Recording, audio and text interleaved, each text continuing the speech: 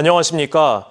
총선이 사흘 앞으로 다가온 가운데 강원도 내 국회의원 후보들은 막바지 주말거리 유세에 힘을 쏟았습니다. 대표적으로 춘천과 강릉 두 도시의 주말 유세 현장을 전해드립니다.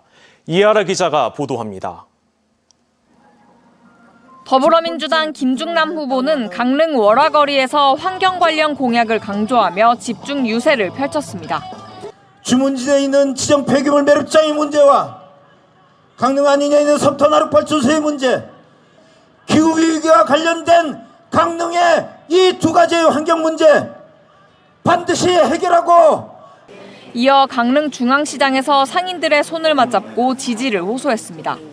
국민의힘 권성동 후보는 주문진을 찾아 폐기물 매립장에 대한 반대 의사를 명확히 밝혔습니다. 폐기물 매립장 반대한다는 공문입니다, 이게. 지난 2월 달에 원주지방환경청장을 만난 자리에서도 국회의원 권성동은 폐기물 매립장 설치 반대하자는 뜻을 명확하게 밝혔습니다, 여러분. 권 후보는 주문진에서 사법시험을 준비했다며 지역과의 인연을 강조했습니다. 개혁신당 이영랑 후보는 연곡과 사천 등 면 단위 지역으로 향했습니다. 어르신들이 모여있는 경로당과 마을 회관에서 눈을 맞추며 정치 도전 의지를 설명했습니다. 안 싸우는 정치를 하려고 제가 나왔어요. 그래, 안 싸워야 돼. 네, 그래서 국민들을 진짜 위하고 잘못된 것은 잘못됐다고 말할 줄 아는 소신의 정치가 필요하거든. 그런 정치를 한번 해보고 싶어서 나왔으니. 그래요. 지역구 후보가 없는 조국혁신당 조국 대표는 강원 지역 첫 유세지로 강릉을 찾아 비례대표 후보들에 대한 지지를 호소했습니다. 윤석열 정권의 창출과 기획에 기여한 사람이 있는 곳, 지난 2년간 윤석열 정권의 실정과 비리에 책임이 있는 사람이 출마한 곳. 이 자리에는 더불어민주당 김중남 후보가 깜짝 방문하기도 했습니다. 총선 전 마지막 휴일인 오늘까지 여야는 물론 소수정당 후보들은 강원 지역 곳곳에서 막바지 총력전을 벌였습니다. 총선 전 마지막 휴일, 강원 정치 1번지 춘천, 철원, 화천, 양구 앞 더불어민주당 허영 후보는 배우들과 함께 5일장을 찾았습니다. 재선 이상의 힘을 가지고 일할 수 있는 국회의원을 뽑아달라며 시민들에게 악수를 청했습니다. 더욱더 열심히 정말 중단 없는 춘천 발전과 대한민국의 더 큰 변화를 위해서 자랑스러운 춘천의 일꾼이 되겠습니다. 국민의힘 김혜란 후보도 배우들과 함께 시장을 찾아 상인들에게 한 표를 호소했습니다. 멈춰있는 국회, 대립하는 국회에서 벗어나 민생을 먼저 생각하는 의정활동을 하겠다고 약속했습니다. 국회에 들어간다면 민생을 우선 생각하는 국회의원이 되겠습니다. 춘천의 맏달, 춘천의 산림미천이 될 수 있도록 시민 여러분 한번 믿어주십시오. 후보들의 유세 현장만큼이나 강원 지역의 사전투표 열기도 뜨거웠습니다. 선거인 수 133만 1,959명 가운데 43만 4,704명이 사전투표로 투표를 마쳐 강원 지역 사전투표율은 32.64%로 역대 총선 가운데 최고치를 기록했습니다. 도내 18개 시군 중에서는 영월이 36.8%로 가장 높았고 철원이 26%로 가장 낮았습니다. 한편 권성동 후보의 주문진 유세 현장에서 김홍규 강릉시장이 시민들과 인사를 나눈 것을 놓고 더불어민주당 강원도당이 공직선거법 위반이라며 선관위 조사를 촉구했습니다. 공직선거법 제9조에서는 시장 같은 공직자는 정치적 중립을 지켜야 하고 선거에 대한 부당한 영향력을 행사하면 안 된다고 명시하고 있습니다. MBC 뉴스 이하라입니다.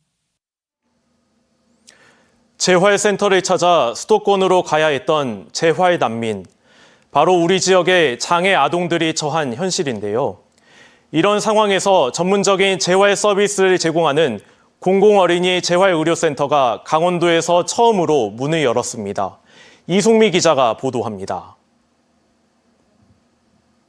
뇌병변 재활치료를 받고 있는 4살 어린이.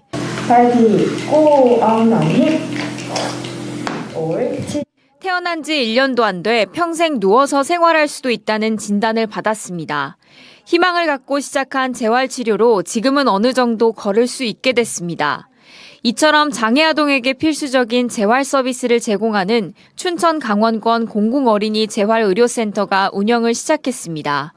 지난 2019년 보건복지부 공모사업으로 선정된 뒤 강원도에서 처음 문을 연 공공재활센터입니다. 그동안의 준비 과정을 거쳐서 지난달부터 개원을 하게 됐습니다. 체계화된 어린이를 위한 재활진료 서비스를 제공하는 것은 물론이고 85억 원이 투입된 공공어린이 재활의료센터에는 24개 병상과 로봇치료실, 언어치료실 등이 마련됐습니다. 치료와 교육을 병행한 병원 학교도 운영됩니다. 장애아동 부모들에게 반가운 소식입니다. 아이를 데리고 서울과 강원도를 오가는 일이 힘에 부쳤기 때문입니다. 기다렸다가 또 대기했다가 또 끝나면 다음에 순서 오면 또 다시 하고 이렇게 됐는데 좀 인원이 좀 많이 늘어나고 공간이 커지니까 저희들이 좀 치료를 받기가 좋죠. 하지만 앞으로 운영비는 해결해야 할 과제입니다. 한 해 운영 비용은 10억 원. 환자 한 명당 필요한 재활시설과 인건비를 고려하면 운영을 하면 할수록 수익이 나기 어려운 구조입니다. 강원도는 일단 올해부터 전문의 한 명의 인건비를 지원하겠다는 입장입니다. 운영기관인 강원도 재활병원은 병원 수익으로 어린이 재활센터 운영비를 충당한다는 계획이지만 안정적인 운영을 위한 정부 차원의 지원과 대책이 절실합니다. MBC 뉴스 이송미입니다.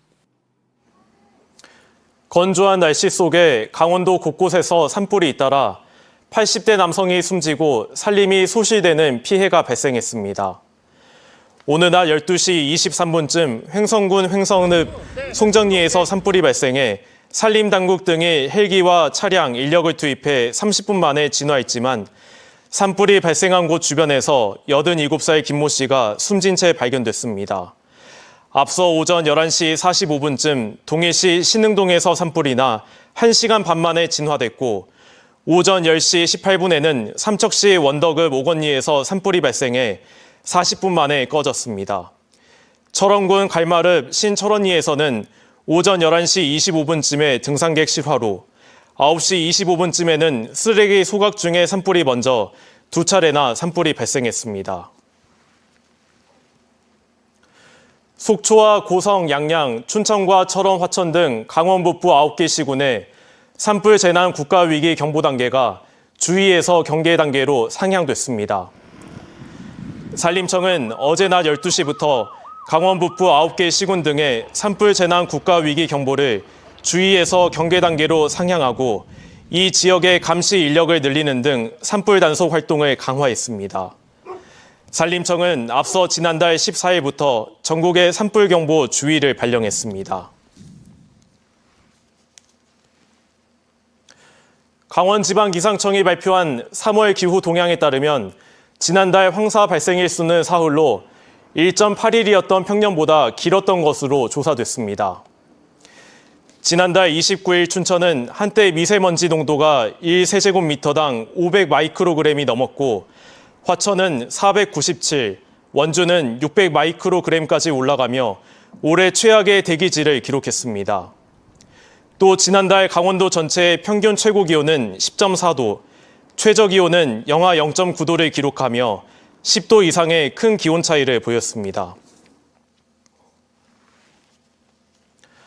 프로축구 강원FC가 오늘 전북 현대를 3대2로 꺾고 시즌 첫 연승을 거뒀습니다. 전북 원정에서 열린 하나은행 K리그1 6라운드 경기에서 강원FC는 전반전 이상원이 선취골을 넣은 뒤 후반전에 2골을 더 넣었고 전반과 후반에 각각 한 골씩 넣은 전북에 3대2로 승리했습니다. 이상으로 강원 뉴스 마칩니다. 고맙습니다.